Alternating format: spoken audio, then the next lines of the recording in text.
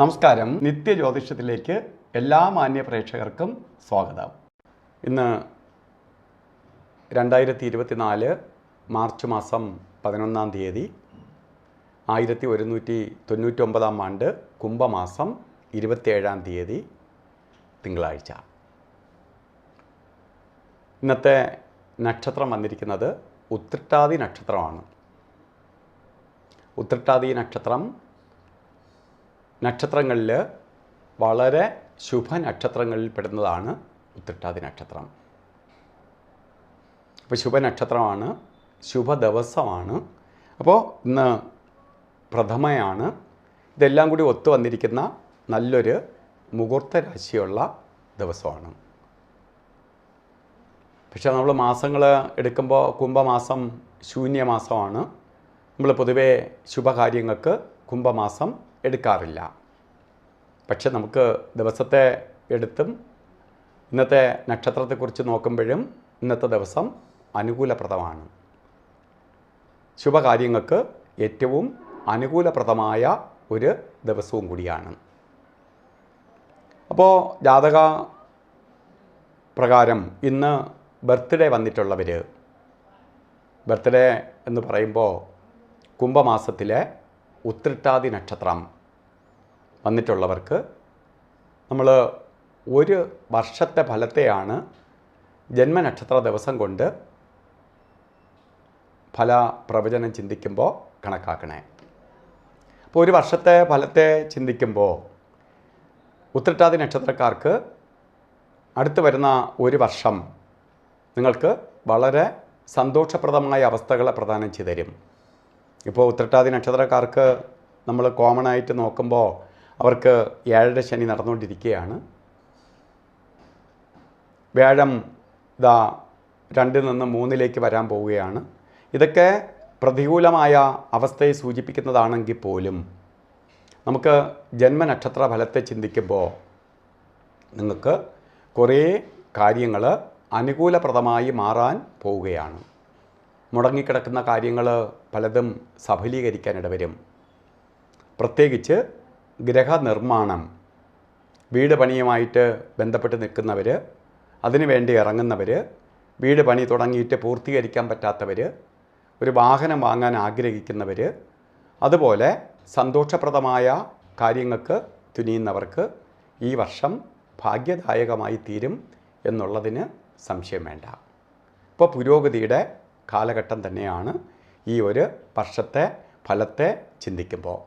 അപ്പോൾ ഇന്നത്തെ ദിവസം നമുക്ക് എന്തെങ്കിലും ശുഭകാര്യങ്ങൾക്ക് ഇറങ്ങാൻ ആഗ്രഹിക്കുന്നവർ ഈ ദിവസം മാറ്റി വയ്ക്കരുത്, ഇന്ന് ചെയ്തോളുക. കാരണം ഇന്ന് പോസിറ്റീവ് എനർജി നിൽക്കുന്ന കാലഘട്ടം തന്നെയാണ്.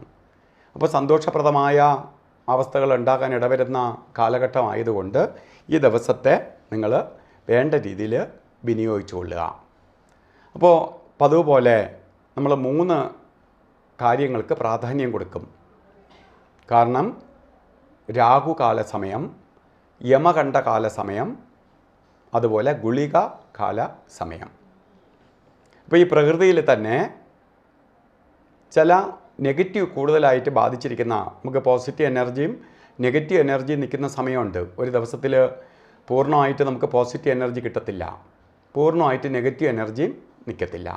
അപ്പോൾ പോസിറ്റീവായിട്ട് നിൽക്കുന്ന സമയം നമുക്ക് 12 മണിക്കൂർ, അതായത് 30 നാഴിക നേരം ഉണ്ടെങ്കിൽ അതിൽ ഈ 4.5 മണിക്കൂർ നേരം ഈ 3 പാവഗ്രഹങ്ങൾക്കുമായിട്ട് പോകും.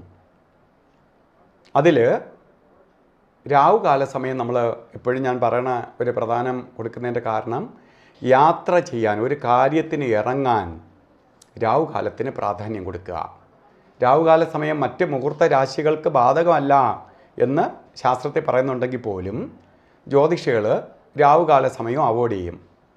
അല്ലെങ്കിൽ നമ്മളൊരു മുഹൂർത്തം കുറിച്ച് കൊടുത്താൽ ഉടനെ അയ്യോ രാഹുകാല സമയത്താണ് ജ്യോത്സ്യൻ എനിക്ക് മുഹൂർത്തം കുറിച്ച് തന്നത്, അത് വിമർശിക്കപ്പെടും. ശരിക്കും രാഹുകാല സമയം യാത്രയ്ക്ക് മാത്രമേ ബാധകമുള്ളൂ. അപ്പോൾ യാത്ര ചെയ്യുമ്പോൾ നമുക്ക് ശ്രദ്ധിക്കേണ്ടതുണ്ട്. ഇന്നത്തെ രാഹുകാല സമയം, നമ്മൾ രാഹുകാലവും യമകണ്ഠകാലവും ഗുളിക കാലവും ഇത് 3 സുപ്രധാനമായ നെഗറ്റീവ് ഫലങ്ങൾ സമയമായതുകൊണ്ട് കലണ്ടറിലൊക്കെ രേഖപ്പെടുത്തിയിട്ടുണ്ട്.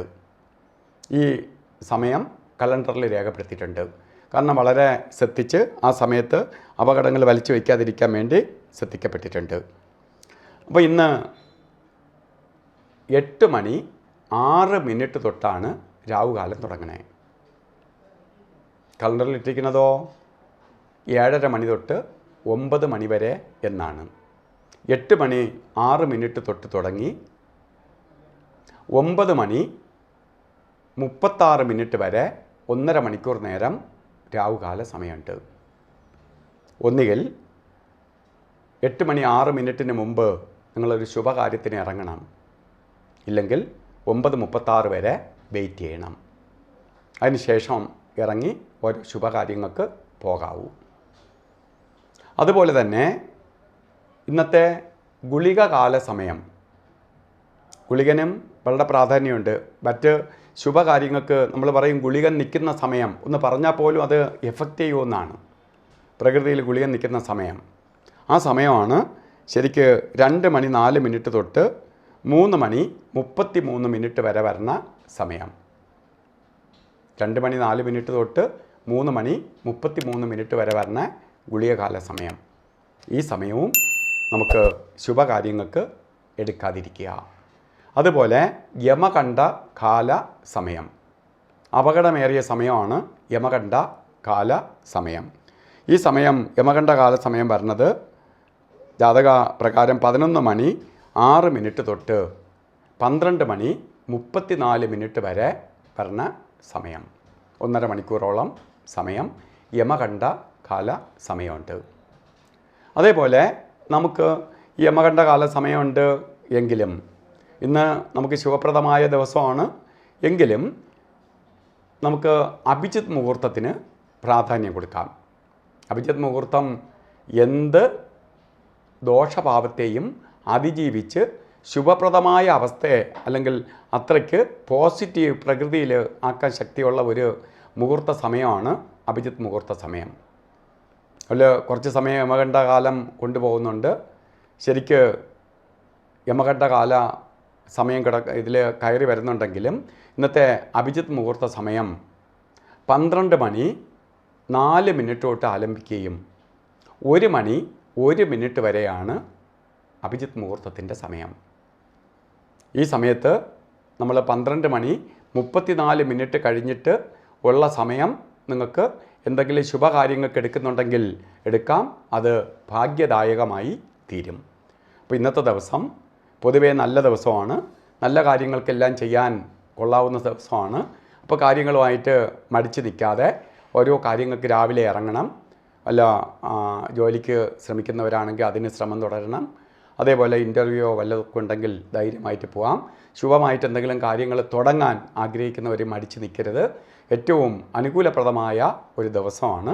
അപ്പോൾ ഇന്നത്തെ ദിവസം എല്ലാവർക്കും ഭാഗ്യദായകമായി തീരും. അതുപോലെ ഉത്രട്ടാതി നക്ഷത്രത്തിൽ ജനിച്ചവർക്ക് ഭാഗ്യദായകമായി തീരുന്ന ഒരു വർഷമായിരിക്കും നിങ്ങൾക്ക് ലഭിക്കുക. ഇന്നത്തെ ദിവസം ഇറങ്ങുമ്പോൾ നമുക്കൊരു വസ്ത്രധാരണത്തിന് പ്രാധാന്യം ഞാൻ പലപ്പോഴും പറയാറുണ്ട്. കാരണം ആ ദിവസം അവരിലേക്ക് പോസിറ്റീവ് എനർജി പ്രൊഡ്യൂസ് ചെയ്യാൻ വേണ്ടി വെളുത്ത വസ്ത്രം അല്ലെങ്കിൽ വെളുപ്പുമായിട്ട് ബന്ധപ്പെട്ട കളറിലുള്ള വസ്ത്രധാരണം നടത്തുന്നതും ഏറ്റവും ഉത്തമമായിരിക്കും. അപ്പോൾ നമുക്ക് വസ്ത്രമായിട്ട് ധരിക്കാൻ പറ്റിയില്ലെങ്കിൽ കർച്ചീപ്പായിട്ടെങ്കിലും വെളുത്ത വസ്ത്രം കയ്യിൽ കരുതുന്നത് നന്നായിരിക്കും. അപ്പോൾ ഈ ദിവസം എല്ലാവർക്കും ഭാഗ്യദായകമായി തീരട്ടെ എന്ന് സർവേശ്വരനോട് പ്രാർത്ഥിച്ചുകൊണ്ട് നിർത്തുന്നു. നന്ദി, നമസ്കാരം.